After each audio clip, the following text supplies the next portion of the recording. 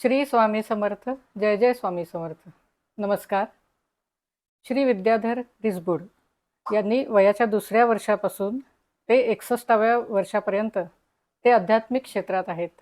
त्यांच्या घराण्यात आणि त्यांच्या मातुल घराण्यामध्ये अनेक पिढ्यांपासून वारकरी संप्रदाय, नाथ संप्रदाय, दत्त संप्रदायाची परंपरा ते निष्ठेने जोपासत आहेत.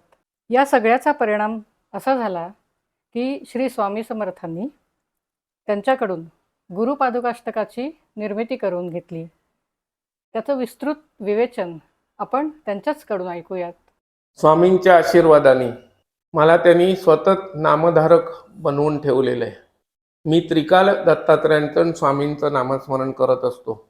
माझ्याकडे स्वामी समर्थांच्या मूळ चर्मपादुका ज्या आत्ता आपल्याला इथे दिसत आहेत त्याचा उल्लेख गोपाळबुवा केळकरांच्या बखरीमध्ये आलेला आहे. कीर्तनकार माटेबुवा म्हणून या पादुका माझ्या घरी 3 वेळा आल्या, त्या 3 दिवसासाठी आणि एकदा फक्त 9 तासासाठी आल्या त्या. हे सगळं स्वामींनी मला काय एवढं जवळ केलं हे मला कळत नव्हतं. पण मी नामस्मरण दिगंबरा दिगंबरा श्रीपादवल्लभ दिगंबरा श्री स्वामी समर्थ जय जय स्वामी समर्थ हे करतच असतो. हे करत असताना एकदा काय झालं की साधक जेव्हा काही संख्या त्याची पूर्ण होते नामस्मरणामध्ये तेव्हा त्याला काही अनुभूती त्याचे सद्गुरू द्यायला लागतात. अशीच अनुभूती थोडीफार मला मिळाली असं म्हणायला काही हरकत नाही. मला माहित नाही मी एवढा मोठा साधक आहे का. मी एक साधा सेवक आहे स्वामींचा, दत्तात्रयांचा. एक दिवशी पहाटे 3:30 वाजता माझ्या स्वप्नात स्वामी आले आणि मला म्हणाले की तू आत्तापर्यंत माझं नामस्मरण करतोय, दत्तात्रयांचं नामस्मरण करतोय, त्यांचाच मी 3रा अवतार आहे, पण तुला स्वामी कळले का रे? माझ्यामध्ये सगळ्यांचं स्वरूप कसं आहे हे तुला दिसलं का रे कधी? मी त्यांना म्हटलं नाही, मी एवढा मोठा साधक कुठे, तुम्ही मला हाताशी घेतलेत खेळणं म्हणून. मी तेवढा जर खरंच साधक असेल एवढा मोठा असं जर तुमचं म्हणणं असेल, तुमचा दावा असेल, तर मला तुमचं स्वरूप समजून घ्यायला आवडेल. आणि स्वामींनी एक एक गोष्ट सुरू केली आणि त्यांनी मला सांगितलं की हे जे मी स्वरूप तुला दृष्टांतात दाखवतोय हे तुला शब्दबद्ध करायचंय. आणि ते हे अनुभूती जी मला मिळालेली आहे, स्वामींनी स्वतःचं स्वरूप मला जे दृष्टांतात दाखवलंय तेच मी शब्दबद्ध स्वामींच्या आशीर्वादाने केलेले.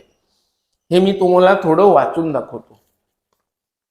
श्री स्वामी समर्थ स्वरूपामृत. श्री गणेशाय नमः. श्री गुरुभ्यो नमः. ऐका ऐका भक्तजन. श्री स्वामी स्वरूप करीतो कथन. श्री योगेश्वरी व्याडेश्वरास प्रार्थून. मुखी घेतो श्री स्वामी नाम. माझी जी कुलदेवता आहे योगेश्वरी अंबाजोगाई आणि गुहागरचा शंकर व्याडेश्वर यांना प्रार्थना करून मी ह्या गुरु श्री स्वामी समर्थ स्वरूपामृताचं कथन करीत आहे. श्री स्वामी समर्थ माझे गुरु, दया क्षमा कृपा कल्पतरू. श्री समर्थ नामे जीवन उद्धरू. सकळ भक्तांचा हा आधारू. तुम्ही असा एकतरी भक्त मला दाखवा की जो स्वामींना शरण गेला आणि तो दुःखी झाला किंवा त्याला काही चांगली अनुभूती मिळाली नाही किंवा तो नामधारक झाला नाही, असा एकतरी भक्त मला दाखवा जो स्वामींकडे नवविधा भक्तीद्वारे शरण जातो. मग तो कीर्तनाच्या माध्यमातून असेल, गायनाच्या माध्यमातून असेल, चरणसेवेच्या माध्यमातून असेल. जो स्वामींना शरण जातो त्यांना स्वामींनी आधार दिलेला आहे. हे करोडो भक्तांचा हाच अनुभव आहे. मी तुम्हाला काही वेगळं सांगत नाहीये. फक्त त्याच्यासाठी तुम्हाला प्रामाणिकपणे स्वामींना, नरसिंह सरस्वतींना आणि दत्तात्रयांना शरण जावं लागतं. एकेकाळी प्रातःकाळी प्रगटले स्वामी, म्हणे भक्तांना साक्षात दत्त मी. नका घाबरू मी समर्थ स्वामी, भक्त कुळांवर प्रसन्न आम्ही. मला जेव्हा स्वामी स्वप्नात आले दृष्टांत देवा, तेव्हा मी घाबरून गेलो होतो की हे मी काय बघतोय. स्वप्नामध्ये जेव्हा तुम्हाला स्वामी समोर बसलेत तुम्हाला जवळ घेऊन, तेव्हा माझ्यासारख्या भक्ताची हीच गत होणार ना.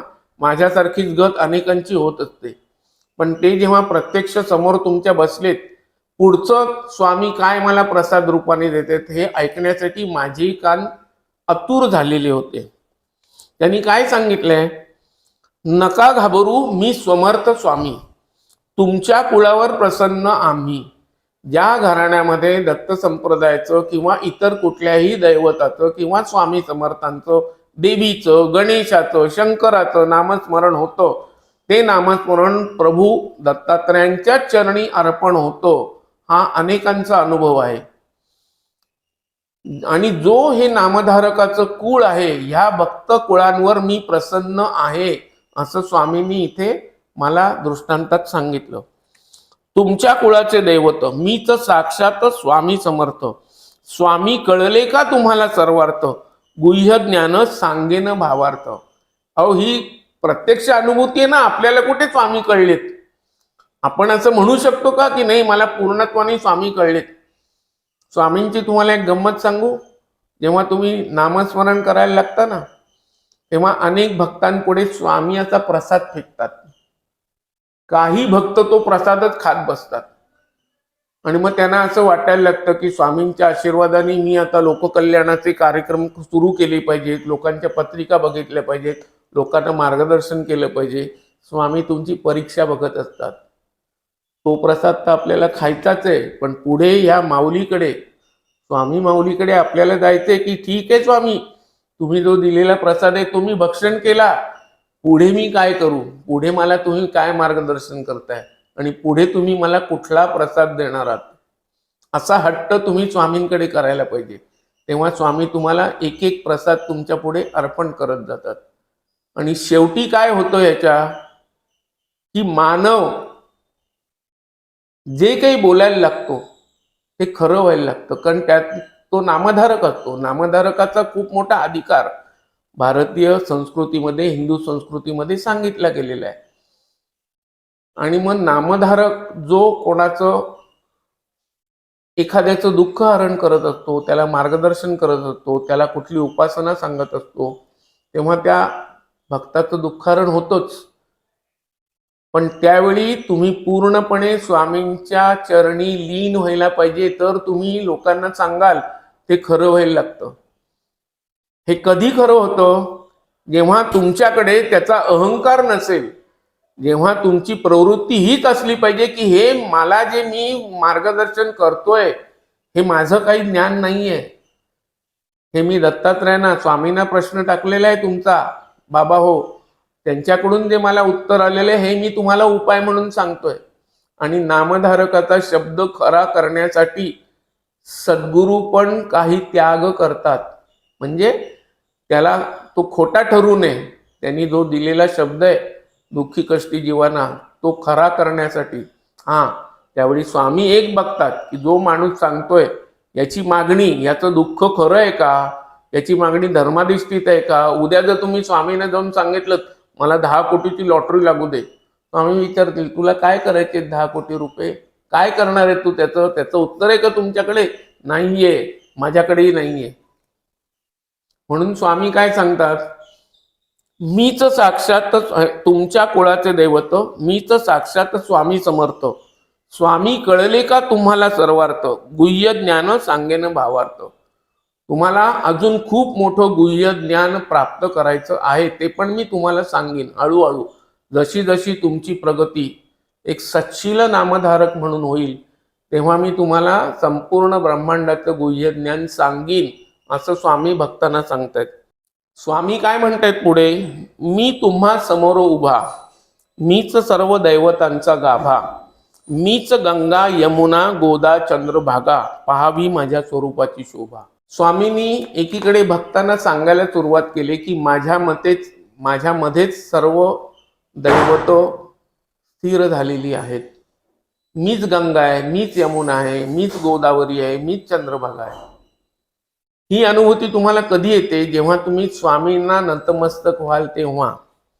पुढे स्वामी काय म्हणतात, स्वामी म्हणती भक्ताप्रत, फिरवा माझ्या माथ्यावरी हात, आकार त्याचा शिवलिंगाप्रत, मीच शिवस्वरूप ओतप्रत. तुम्हाला खरं सांगू का, स्वामी माझ्या समोर बसले ते, त्यांनी माझा हात घेतला आणि त्यांच्या माथ्यावरून फिरवला. खरंच तो मला शिवलिंगासारखा जाणवला. म्हणून हे काव्य असं आलेलं आहे. कपाळी माझ्या कस्तुरी टिळा, कटीवर नेसलो पितांबर पिवळा, एक हात कटावर ठेवला, मीच आहे पंढरपूरचा निळा. माझ्या मते पंढरपूरचं विश्व ब्रह्म आहे. एक हात माझा कटावर आहे, जसा पांडुरंगाचा आहे तसा. मी पंढरपूरच्या पांडुरंगासारखा पितांबर पिवळा नेसलेला आहे.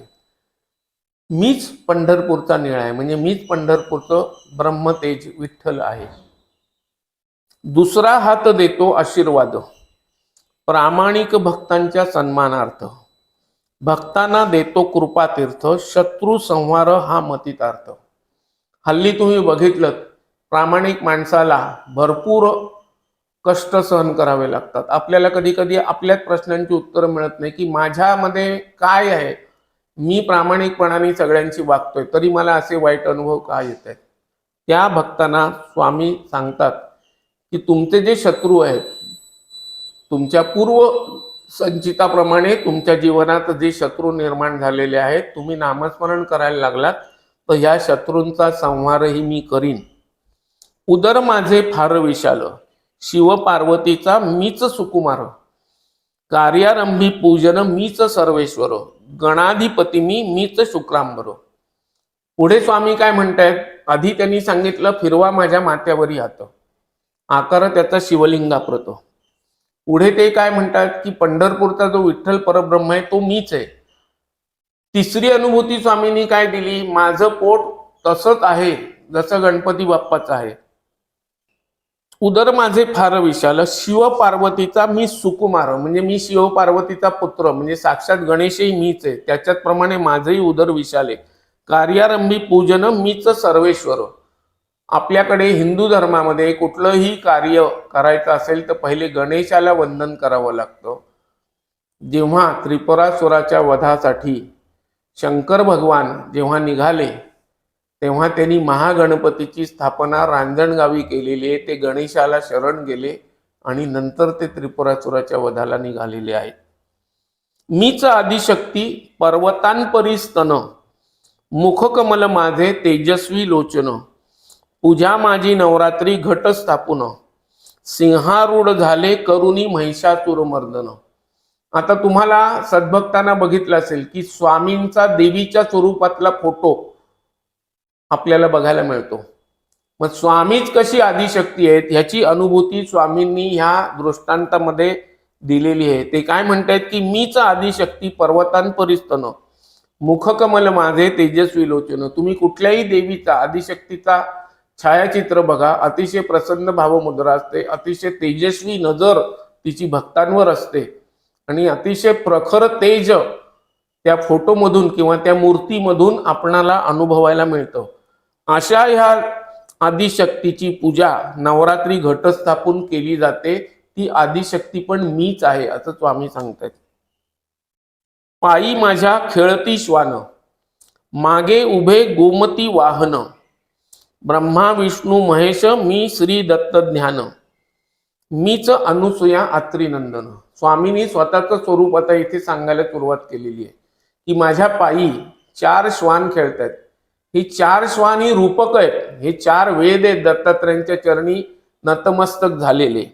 मागे उभे गोमती वाहन, म्हणजे माझ्या मागे गाय उभी आहे. जशी दत्तात्रयांच्या मागे गोमाता उभी आहे तशी माझ्या मागेही गोमाता उभी आहे. ब्रह्मा विष्णू महेश श्री दत्त ज्ञान, म्हणजे माझंही जरी तुम्ही ध्यान लावलं, माझ्या फोटोकडे बघून मनापासून तुम्ही निश्चिंतपणे नमस्कार केलात तर तुम्हाला माझ्या फोटोकडे बघताना, माझ्या मूर्तीकडे बघताना दत्तात्रयांना नमस्कार केल्याची अनुभूती तुम्हाला मिळेल. मीच वसुदेव यशोदा नंदन, माझ्या हाती चक्र सुदर्शन. मीच श्रीकृष्ण मधुसूदन, मीच रासक्रीडा करीतो श्याम. स्वामी पुढे काय म्हणतायत, मी दत्तात्रय आहेच, दत्ताचा 3रा अवतार मी आहे. तसा गोवर्धन गिरीधारी असा श्रीकृष्ण पण मीच आहे. मीच वसुदेव आणि यशोदेचा नंदन म्हणजे पुत्र आहे. माझ्याच हाती चक्र सुदर्शन आहे, म्हणजे सुदर्शन चक्र कृष्णाच्या हाती आपण बघतो. मीच श्रीकृष्ण मधुसूदन, मीच रास क्रीडा करीतो श्याम. आता नवरात्रामध्ये आपल्याकडे फेर धरण्याची पद्धत असते. तुम्हाला माहिती आहे गोपीचंदन हे कशापासून बनलेलं आहे? कृष्णाची आराधना करण्यासाठी विविध रासक्रीडा या गोपिका करत असतात. यांच्या पायाखाली जी माती तुडवली जाते त्याला एक गंध येतो, कारण तिथे त्या कृष्णासमोर उभं राहून ती रासक्रीडा करत असतात आणि ते जे गंध असतं ते गोपीचंदन आहे. केसरी अंजनीचा मी पवन सुतो, राम लक्ष्मण रक्षितो आई मही फेऱ्यात, श्रीराम भक्ती करीतो दिनरात, मीच महावैष्णव हनुमंत. इथे स्वामी काय सांगतात? केसरी अंजनीचा जो पवन सुत आहे तो मीच आहे, मीच मारुती राय आहे. मीच काय करतो? मी राम लक्ष्मणाला आई मईच्या फेऱ्यात मीच त्यांचं रक्षण केलेलं आहे. लक्ष्मण जेव्हा मूर्छित झाला तेव्हा संजीवनी बूटी मीच आणून दिलेली आहे आणि मीच महावैष्णव हनुमंत आहे. महावैष्णव हे हनुमंताला का म्हटलेलं आहे? तर महारुद्राचा अवतार पण वैष्णवाची सेवा केली. प्रभू रामचंद्र हा विष्णू अवतार आहे, वैष्णवांची सेवा केली म्हणून मीच महावैष्णव हनुमंत. अजानुबाहू विशाल काया, दैत्य लोळती सदैव पाया, सद्भक्तांवर सदैव छाया, सुटतील स्वार्थ मोहमाया. तुम्ही माझ्या स्वरूपाचं जर नीट अवलोकन केलं तर माझी काया विशाल आहे, मी अजानुबाहू आहे, गुडघ्याच्या खाली माझे हात येत आहेत. सर्व दैत्य माझ्यात पायी लोळण घेतात आणि सद्भक्तांवरती माझी कृपा छाया नेहमी माझ्या सद्भक्तांना मिळेल. पण हे कधी मिळेल? जेव्हा तुमचं स्वार्थ मोहमायेपासून तुम्ही मुक्त व्हाल तेव्हा तुम्हाला माझे कृपा आशीर्वाद मिळतील. निरंतर ठेवा माझ्यावर श्रद्धा, सदैव रक्षीन प्रामाणिक भक्ता, भिवू नका मी पाठीशी सर्वदा, पाळून वचन दूर करीन व्यथा. परत इथे स्वामींनी भक्तांना अभय वचन दिलेले की मी माझ्या वर श्रद्धा ठेवणाऱ्या निस्सीम भक्तावरती त्याला मी प्रामाणिकपणे त्याचं रक्षण करीन. भिवू नका मी पाठीशी सर्वदा. कुठलाही दुःखद प्रसंग कधी कधी आपल्यासारख्या सज्जन माणसांना, रोज म्हणे आम्हा युद्धाचा प्रसंग, हे जे तुकारामांचं अभंगातलं वचन आहे त्याप्रमाणे आपल्या जीवनात नेहमीच युद्धाचा प्रसंग येतोच आणि प्रामाणिक माणसाला तर हे वारंवार क्षणोक्षणी अनुभवायला मिळतं. असे जे भक्त असतील की ज्यांची माझ्यावरती श्रद्धा असेल अशा लोकांना मी वचन देतो की मी तुमचं सदैव रक्षण करीन. स्वामी समर्थ साक्षात ईश्वर, 12 ज्योतिर्लिंग शिव अवतार, श्री आदिशक्तीचा सदा संचार, रिद्धी सिद्धी प्रणव ओंकार. परत इथे स्वामींनी तेच भगवान शंकर कसे आहेत, तेच आदिशक्ती कसे आहेत, तेच गणेश कसे आहेत, गणाधिपती तेच कसे आहेत, त्याचा परत एकदा प्रत्यय त्यांनी भक्तांना दिलेला आहे. पुढे मी एक स्वामी भक्तांना विनंती करतोय. स्वामी भक्तांना एक विनंती, नका ढळू स्वामी भक्तीतून कधी, अनुभवा अमृत अनुभव येईल प्रचिती, मनापासून तुम्हा स्वामी विनवती. हे जे स्वामींनी स्वरूप सांगितलेलं आहे याची अनुभूती तुम्ही जर सिद्ध नामधारक झालात तर स्वामी तुमचं रक्षण पण करतील. स्वामींच्या आशीर्वादाने, दत्तात्रयांच्या आशीर्वादाने अनेक संकटांपासून तुम्हाला ते मुक्त करतील. तुमच्या जीवनामध्ये अनेक दुःख प्रसंगांचं ते हरण करतील आणि सुखी समृद्धी आनंदी जीवन तुम्हाला प्राप्त करून देतील. स्वामी समर्थ सिद्ध परमयेष्टी, सद्भक्तांवर कृपादृष्टी, ऐसी श्री गुरूंची आगाध कीर्ती, विद्याधर नतमस्तक स्वामी चरणांवरती. हा 18वा श्लोक आहे. मी साधारणतः 16 श्लोक लिहून, जे स्वामींनी माझ्याकडून लिहून घेतलं तेव्हा मी थांबलो होतो. त्यांनी मला सांगितलं परत दृष्टांत देऊन, अरे हे कोणी लिहिलंय? स्वामी स्वरूपामृत तू वर्णन तर केलं मी सांगितल्याप्रमाणे, हे कोणी लिहिलंय हे लोकांना कळलं पाहिजे ना. चल 2 श्लोक पुढचे लिही. म्हणून मग हा 17वा श्लोक म्हणजे मी भक्तांना विनंती केलेली आहे. स्वामी भक्तांना एक विनंती, नका ढळू स्वामी भक्तीतून कधी, अनुभवा अमृतानुभव. अमृतानुभव कधी मिळतो तुम्हाला? तुम्ही जेव्हा सिद्ध नामधारक होता, तुमचा काही कोटी जप पूर्ण होतो, तुम्ही सद्गुरूंचं नामस्मरण करता तेव्हा तुम्हाला हे अमृत अनुभव प्राप्त होतात. याचं साधारण एक वैज्ञानिक तुम्हाला अनुभव देतो. अनुभव म्हणजे विज्ञानातलं एक उदाहरण सांगतो, कारण हल्ली आपल्याकडे काय आहे, नास्तिक लोक खूप झालेत. ते काय म्हणतात की ह्याची प्रचिती कशी. मग मी त्यांना एक गोष्ट सांगतो. पाणी म्हणजे काय आहे, H2O, हायड्रोजन आणि ऑक्सिजनचे दोन घटक. हायड्रोजनचे दोन घटक, ऑक्सिजनचा एक घटक.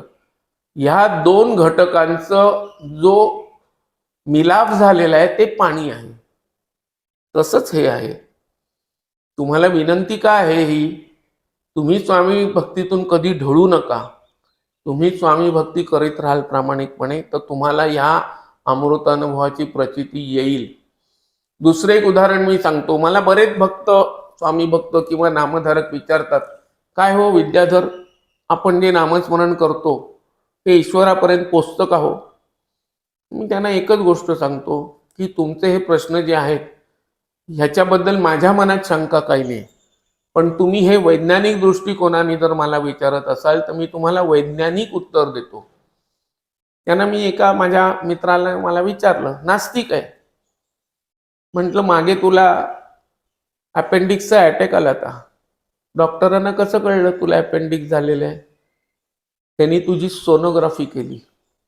तो सेन्सर आहे, त्यातून ध्वनी कंपनं, ध्वनी लहरी तुझ्या शरीरात सोडल्या. त्यांनी काय झालं, डॉक्टरांच्या स्क्रीनवरती तुझ्या अपेंडिक्स जे आहे हे पिकलेलं आहे, याला सूज आलेली आहे, डॉक्टरांना कळलं. आता ह्या मेकॅनिझम टेक्निक मधून जर ध्वनी लहरी शरीरात सोडल्या तर त्याची आकृती स्क्रीनवर दिसते.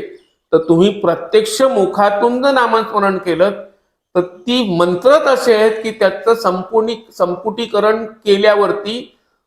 आता तुम्हाला एक ओरा टेक्नॉलॉजी नवीन आलेली माहिती आहे. माणसाच्या शरीराभोवती 7 व्याघ्रती आहेत. या 7 व्याघ्रतींचं प्युरिफिकेशन म्हणजे शुद्धीकरण या नामस्मरणाच्या, तुम्ही जो नामस्मरण घ्याल ह्याच्या उच्चारातून जी ध्वनिकंपन निर्माण होतील त्यांनी तुमच्या ह्या 7 व्याघ्रतींचं शुद्धीकरण होतं. हे सिद्ध झालेलं आहे. मग ह्याच्यामध्ये संशय व्यक्त करण्याचं काय कारण आहे. नामस्मरण करायला तर लागा, अमृत अनुभव येईलच तुम्हाला. मी तुम्हाला खात्रीशीररित्या सांगतो. पण तुम्ही अनुभव तुमचा तुम्हाला घ्यायचा आहे. तुमच्यासाठी मी नामस्मरण करून काही होणार नाहीये. मी नामस्मरण केल्यामुळे त्या अनुभूती मला मिळतील. मी तर इथे उलट तुम्हाला मला मिळालेली जी प्रेरणा आहे मी तुमच्या पुढे प्रसाद रूपाने ठेवतोय की तुम्ही नामधारक व्हा, तुम्हाला चांगले अनुभव येऊ दे, तुम्ही सुखी समाधानी व्हा, तुमच्यावरची संकट दत्तात्रयांच्या कृपेने, स्वामी समर्थांच्या कृपेने दूर होऊ देत. काय पटतंय ना. बरोबर. हल्ली काय आहे, प्रत्येक गोष्टीचं विज्ञानरूपी निरूपण लोकांना लागतं. कारण आपल्याकडे काही चांगल्या गोष्टी आहेत त्याच्यापासून लोकांना परावृत्त करण्याची काही विध्वंसक मंडळींची प्रवृत्ती झालेली आहे. त्याच्यामुळे ते भक्ती मार्गात असलेल्या चांगल्या सद्भक्तालाही परावृत्त करतात. त्यांना अशा प्रकारचे प्रश्न त्यांच्या मेंदूत घुसवून, नाम कधी पोचतं का देवापुढे, तुम्ही जे मंत्रजप करता ते देवाला पोचतं का. नक्कीच पोचतं, ही मी तुम्हाला खात्री देतो. आणि त्याचे प्रत्यक्ष अनुभव तुम्ही घ्या आणि स्वतःचं जीवन सुखी संपन्न ऐश्वर्यवत करून घ्या. तुमच्या सगळ्या दुःखांचं हरण होऊ दे. तुमच्या धर्मरूपी धर्माधिष्ठित इच्छा आहेत ह्या सद्गुरु श्रीपाद श्रीवल्लभ दत्त भगवान आणि स्वामी समर्थांच्या कृपेने तुमचं जीवन सुखी समृद्ध होऊ दे. हीच माझी तुम्हा सर्वांना विनंती आहे. नामस्मरण करायला लागा.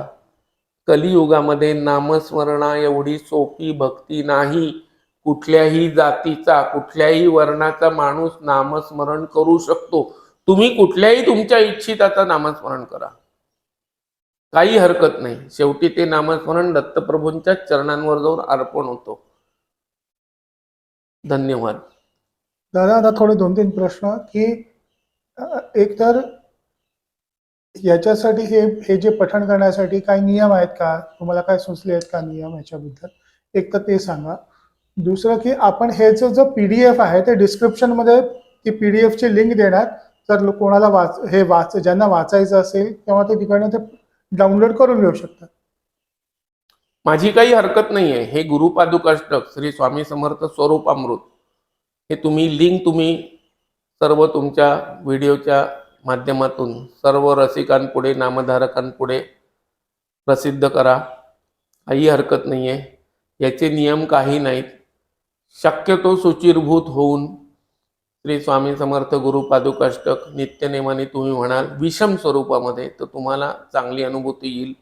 आणि इथे तर स्वामी समर्थ स्वरूपामृतामध्ये स्वामींच्या माध्यमातून स्वामीच कसे सर्व आहेत, सर्वस्व आहेत, सर्वज्ञ आहेत, याचीच अनुभूती त्यांनी दिलेली आहे. त्याच्यामुळे आपल्याला इथे आपल्याकडून शिवभक्ती होते, आदिशक्तीची भक्ती होते, श्री गणरायांची भक्ती होते, विठ्ठल भगवंताची भक्ती होते, कृष्णाची भक्ती होते, हनुमंताची भक्ती होते. सप्त शक्ती ज्या आहेत, ज्या चिरंजीव शक्ती आहेत, ईश्वर रूपाने आपल्या जीवनात आलेले, या सगळ्यांची भक्ती या स्वामी समर्थ स्वरूपामृतामध्ये स्वामींनीच मांडलेली आहे. हे पण तुम्ही वाचू शकता. ह्याला विषम स्वरूपात वाचायचं असे काहीही बंधन नाही. फक्त गुरुपादुकाष्टक तुम्ही विषम स्वरूपात वाचा, कारण ज्याचा अनुभव मला स्वतःला आलेला आहे. ह्याला स्वामी समर्थ स्वरूपामृताला असे काही नाही. तुम्हाला जितके वेळा वाचता येईल तितके वेळा वाचा. सद्भक्त व्हा, नामधारक व्हा, हीच मी तुमच्या चरणी प्रार्थना करतो. धन्यवाद.